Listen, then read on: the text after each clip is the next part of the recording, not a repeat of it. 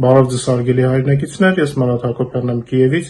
Այսօր Ուկրաինա-Ռուսաստանի լայնածավալ ներխուժման 1418-րդ օրն է, ճիշտ այդքան օր տևեց այն պատերազմը, որը Ռուսաստանում անվանում են հայրենական մեծ պատերազմ, եւ եթե Ռուսաստանում դեռ պատիվ ունեցողներ կան, ապա ազգային ամոթի օր է իրենց համար, որովհետեւ մենք լավ հիշում ենք այն կարգախոսները, որ կային վերջին տարիներին Ռուսաստանում, պապերն արել են, իրենք իբր կարող են կրկնել։ Չկարողացան կրկնել, որովհետև դա նրանց պապերը չէին, այլ մեր պապերը, հայերի, վրացիների, ուկրաինացիների եւ այլ ժողովուրդների պապերը, հենց մեր պապերի ուսերին էր դրված հաղթանակի կերտումը, իսկ ռուսները պարզապես ցանկանում էին ուրիշի աշխատանքը իրենց վերագրել։ Ես երկու պապ եմ կորցրել այն պատերազմում, որը ռուսները հայրենական են անվանում։ Երկուսն էլ իդեպ զոհվել են Ուկրաինայի համար մղվող մարտերում, ու հիմա այնպես է ստացվել, որ նրանց ծոռները ապրում են Ուկրաինայում Ռուսաստանի ռումբերի եւ հրթիռների տակ։ Իդեպ հրթիռների եւ ռումբերի մասին ասացի, Պուտինը ուզում էր սառեցնել Կիևը 3 առաջին օրը կաթսայատների եւ ենթակայանների վրա կատարած հարձակմամբ, բայց արդյունքում մինչեւ հիմա չեն կարողանում բլեքաութից դուրս բերել սեփական Բելգրադի մարզը, այնտեղ ուկրաինական պատասխան հարվածից հետո 100,000-ավոր ռուսներ նստած են առանց լույսի, ջեռուցման եւ ջրի։ Սա նաեւ իրենց պետության չկայացածության մասին է խոսում, որ նույնիսկ չեն կարողանում կաթսայատները վերականգնել։ Ռուսաստանում սիրում են յուրացնել ուրիշինը։ Դա երկիր է առանց պատմության եւ առանց փառքի։ Նրանք նույնիսկ կիևյան իշխաններին դամբարաններից գողացան խորհրդային տարիներին հետազոտությունների պատրվակով։ Եվ մինչև հիմա երևի թե չեն հետազոտել, հա։ Շատ էին ուզում կիևյան իշխաններից ռուս սարքել։ Ցանկացած մարդ, ով այցելել է Կիևի Սուրբ Սոֆիայի տաճարը, կարող է տեսնել կիևյան իշխանների դատարկ դամբարանները։ Իդեպ հենց այնտեղ կարելի է տեսնել նաև հայկական գրաֆիտիները։ Ես բազմիցս պատմել եմ, որ հայ համայնքին այն ժամանակահատվածում, երբ Կիևում հայկական եկեղեցին ավերել էին թշնամիները, թույլատրում էին պատարակներ մատուցել Կիևի գլխավոր տաճարում։ Վերադառնալով պատերազմին ասեմ, որ եթե Ռուսաստանում մնացել են բանական մարդիկ, ապա նրանք պետք է հասկանան, որ իրենց երկիրը այսօր ամոթի եւ խայտառակության երկիր է։ Այո, քարոզիչները կարող են հորինել առասպելական ՆԱՏՕ, վարձկաններ եւ այլն, բայց գիտենք, որ ռուս ռոպագանդիստները ծիծաղելի են։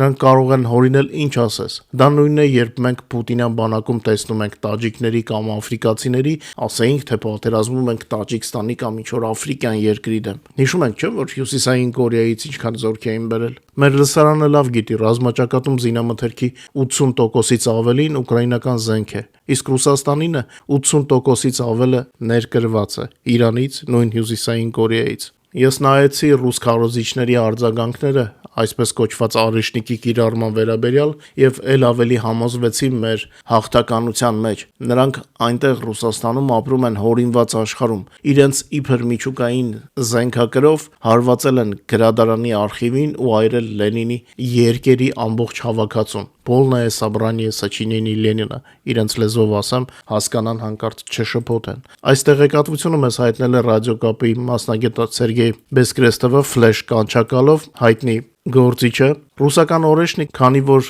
բստրած է իբր միջուկային զենք կրելու համար, սովորականից ավելի ոչ ճշգրիտ է եւ ընդհանրապես པարզ չէ, ինչին էին ուզեցել խփել։ Լվովի արվարձանում, Ռուդնո ավանում այդ հրթիռային հարձակման պայթյունի ալիքից ավտոմատ կերպով միացել է գազակարգավորիչ կետի պաշտպանիչ փականը։ Արդյունքում 4 փողոցներում, մասնավորապես Սադովայա, Շևչենկո, Կոպեռնիկ եւ Ուսկայա, մինչեւ հանգամանքների պարզումը գազազրկվել է 376 բաժանորդ։ Ընդամենը 376 բաժանորդ։ Պատկերացրեք, դա նույնիսկ մի ամբողջ գյուղ չէ։ Եթե մեզ լսում են եւ չհասկացան ինչ ասեցի, то сработал предохранитель։ Հետո եկել միացրել են։ Մասնագետները փակել էին գազամատակարարումը մինչև վթարի պատճառների պարզումը, ինչից հետո բոլորի գազը նորից միացվել է։ Իսկ Ռուսաստանում ինչ ասած խոսում էին, մեկ ասում էին, թե ոչնչացրել են գազապաստարան, մեկ էլ թե ՆԱՏՕ-ի 200 սպա են սպանել։ Հետաքրքիր է, ըստ իրենց տրամաբանության ՆԱՏՕ-ի սպաները գազատար խողովակի մեջ էին, թե գազապաստարանում, որին ոչինչ չի եղել։ Որտեղ էին թաքնվում եւ ինչու հենց 200 սպա նստել էին սպասում էին ռուսական հարվածի։ Ինչ են ուտում կամ ծխում, երբ նման բաներ են տարածում ռուսական լրատվամիջոցները, կամ ինչի տեղ են դրել այն մարդկանց, ովքեր իրենց լսում են։ Պատկերացնում եք պրիմիտիվության մակարդակը։ Սակայն այսօրվա եթերում միայն դրա մասին չէ, խոսենք այլ թեմաներից, կան նաև հետաքրքիր լուրեր նաև ռազմաճակատից։ Պարտիզանները Մոսկվայում են գործողություն կատարել, Վորոնեժում ռուսական հոպը մեր դրոնների փոխարեն ռուսների բնակելի շենքերն էր խոցում։ Մինչ մեր հաղորդման մյուս թեմաներին եւ առաջնագծի լուրերին անցնելը, խնդրում եմ օգտագործել YouTube-ի գործիքները մեր եթերի առաջխաղացմանը նպաստելու համար։ Խնդրում եմ լայքեք եւ եթե հնարավոր է կիսվեք մեր հեռարձակմամբ սոցիալական ցանցերում։ Գիտեք, ինչպիսին էլ դժվար լինեն պայմանները, բայց ձեզ համար եթեր եմ պատրաստում, որպեսզի տեղեկացված լինեք։ Հիշեցնեմ նաև, որ օրը 24 ժամ գրեթե կարող եք տեղեկանալ Ուկրաինայի եւ Ուկրաինայի շուրջնորությունների մասին մեր Telegram-յան ալիքից, QR կոդը ձեր էկրաններին է, բաժանորդագրվեք եւ այլեք։ Ովքեր դեռ չգիտեն, հիշեցնեմ, որ վերջին օրերին ավելացրել ենք նաև տեղեկատվությունը Իրանից եւ կարող եք տեսնել, թե ինչ է կատարվում Իրանում, շատ օպերատիվ տեղեկատվություն է ներկայացվում։ Իրանում աճող բողոքի ցույցերի եւ Թրամփի կտրուկ ռետորաբանության ֆոնին Վաշինգտոնում սկսել են մշակել ռազմական սցենարներ, թեև անմիջական հարձակման նշաններ դեռևս չկան։ ԱՄՆ նախագահի վարչակազմում սկսել են դիտարկել Իրանի դեմ ռազմական գործողությունների սցենարներ ամերիկյան առաջնորդ Թրամփի իրանական ռեժիմին ուղղված նախազգուշացումների ֆոնին, որը փորձում է ուժով ճնշել երկրում բռնկված փողոցային բողոքի ցույցերը։ Ինչպես հայտնում է Wall Street Journal-ը, հղում անելով իր աղբյուրներին, իշխանությունները քննարկել են Իրանին հասցվելիք հնարավոր հարվածների պլանները, ներառյալ հավանական թիրախների ցանկը։ Ըստ պարբերականի տվյալների, դիտարկվող տարբերակներից մեկը լայնամասշտաբ ավիահարվածների շարքն է Իրանի տարածքում գտնվող մի շարք ռազմական օբյեկտների ուղղությամբ։ Կոնկրետ թիրախներ չեն բացահայտվում, սակայն խոսքը հենց ռազմական ենթակառուցվածքների մասին է։ Պայքարը շատ է թեժացել, Իրանի ռեժիմը սկսել է կորցնել վերահսկողությունը, տեսնենք վերջը կփախնեն, թե մինչև վերջ արյունահեղության կգնան։ Որոշ վերլուծաբաններ արդեն խոսում են իշխանության պառակտման մասին, մենք հետևում ենք այս թեմային։ Իդեպ փախնելուց խոսեցինք, այսօր իմացանք, որ Պուտինի հավատարիմ ծառա Կադիրովը կարծես թե լքում է շարքերը, ինչպես ասում են ռուսները, «Крысы бегут из тонущего корабля»։ Հետախուզական տվյալներով Կրեմլում քննարկում են Չեչնիայի հանրապետության ղեկավարի պաշտոնի պոտենցիալ թեկնածուներին, քանի որ Ռամզան Կադիրովի առողջական վիճակը վատացել է երիկամների անբավարարության պատճառով։ Նշվում է, որ Կադիրովը գտնվում է իր սեփական հիվանդանոցում դիալիզի պրոցեդուրայի տակ եւ բժիշկները ոչ մի կանխատեսում չեն անում։ Նրա մոտ են հավաքվել ընտանեկան կլանի անդամները, այդ թվում արտերկրից։ Կադիրովի վատառողջ վիճակի ֆոնին զգալիորեն ակտիվացել է Չեչնիայի նոր առաջնորդի թեկնածության որոշման գործընթացը։ Կրեմլի համար առավել հավանական եւ հարմար թեկնածուների թվում նշվում են Մագոմեդ Դաուդովը, Աբծի Ալաուդինովը եւ Ռամզանի ավագ որդին Ախմադ Կադիրովը։ Ասում եմ, կարող է Կադիրովը Մադուրոյի ճակատագրից է ուզում խուսափել, վախից է հիվանդացել կամ ձևացնում է։ Սա իհարկե պատերազմական հումոր է, ինչևէ հետախուզությունը հենց այնպես նման լուրջ չէր տարածի, սպասենք զարգացումներին։ Անցած շաբաթվա ընթացքում Ռուսաստանը հարձակումների ալիք է իրականացրել Ուկրաինայի դեմ, նպատակաուղղված հարվածներ հասցնելով էներգետիկային եւ քաղաքացիական օբյեկտներին։ Հունվարի 11-ի առավոտյան նախագահ Զելենսկին հրապարակել է ռուսական հարվածների հետևանքների կադրերը։ Նա հանդես է եկել կոշտ հայտարարությամբ երկրի դեմ շարունակվող օդային տեռորի վերաբերյալ։ Տեսանյութը հրապարակվել է նախագահի Facebook-ի պաշտոնական էջում։ Զելենսկին նշել է, որ Ուկրաինայի շատ շրջաններում իրավիճակը դեռևս ծանր է, քրիտիկական ենթակառուցվածքների օբյեկտների վրա հարձակումների պատճառով։ Էներգետիկները եւ վթարային բրիգադները աշխատում են շուրջօրյա,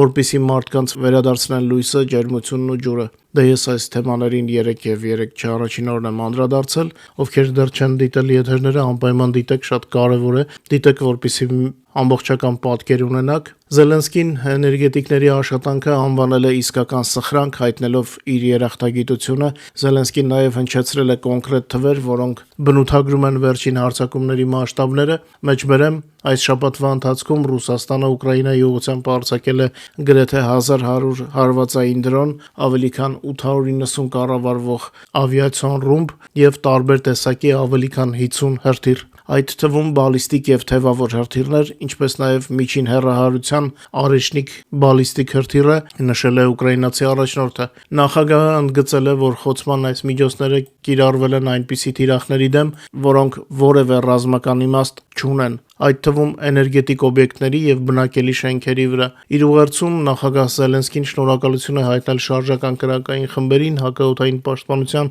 եւ ռադիոէլեկտրոնային պայքարի ստորաբաժանումներին, որոնք ամեն օր եւ ամեն գիշեր պաշտպանում են ուկրաինական երկինքը դրոններից եւ հրթիռներից։ Առանձնահատուկ նախագահը նշել է բոլոր նրանց ավանդը, ովքեր շարունակում են աշխատել հանուն երկրի այս պայմաններում։ Նա ընդգծել է, որ հիմա հատկապես կարևոր են հասարակության ներքին տոկունությունը եւ պաշտպանության ուժեղացմանը ուղղված համակարգված աշխատանքը։ Զելենսկին նաեւ հայտարարել է Ուկրաինային միջազգային կայուն աջակցության եւ արդար խաղաղության հասնելու համար համակարգված դիվանագիտական ջանքերի անհրաժեշտության մասին, շնորհակալություն հայտնելով այն գործընկերներին, ովքեր գործում են հենց այդ ոգով։ Իդեպ Ավստրալիան խոստացել է օգնել հակաօդային պաշտպանության հարցում։ Եվս մեկ կարևոր լուր՝ ռուսական բանակը 26 թվականի սկզբին Ուկրաինայի դեմ առաջին անգամ կիրառել է նոր Գերան 5 հարվածային դրոնը։ Ուկրաինական ԳՈՒՌ-ը ընդգծել է, որ այս սարքը դժվար է անվանել ռուսական մշակում։ Ուկրաինական հետախուզությունը արձանագրել է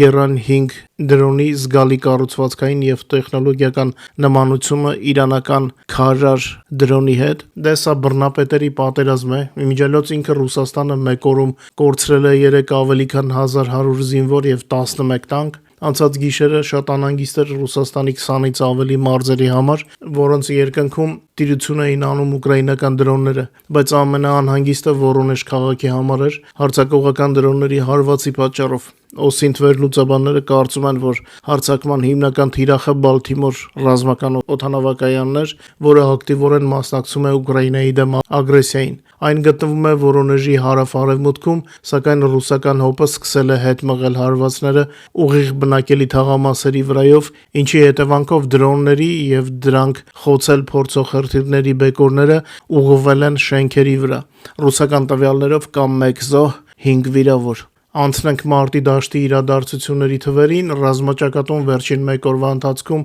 տեղի է ունեցել 173 մարտական բախում, որոնց ընթացքում Ռուսաստանը կորցրել է եւս 1130 օկուպանտ եւ 727 միավոր տեխնիկա եւ սպառազինություն։ Ուկրաինայի զինված ուժերի գլխավոր շտաբի գնահատականների համաձայն Ուկրաինայի դեմ լայնամասշտաբ ագրեսիայի սկզբից ի վեր ռուսական բանակի կորուստներն այսօր առավոտվա դրությամբ կազմել են արդեն 1,218,940 զինվորական։ Ռելիզը ձեր էկրաններին է։ 3 Պոկրովսկի ուղղությամբ ռուսական բանակը 47 գրոհ է կազմակերպել, իսկ Գուլյայպոլեի ուղղությամբ 23 գրոհ։ Ռազմաճակատի մյուս հատվածներում մարտերը սովորականից քիչ են։ Տեղեկատվություն կա Սումիի մարզում մեր սահմանապահներից։ Ռուսաստանի զորքերը շարունակում են վերահսկողության տակ պահել Գրաբովսկայի բնակավայրը անմիջական սահմանին գտնվող, սակայն Ուկրաինայի պաշտպանության ուժերը թույլ չեն տալիս ագրեսորին առաջ շարժվել։ Կարելի է ասել, տապալվեց եւս մեկ ռուսական փորձ,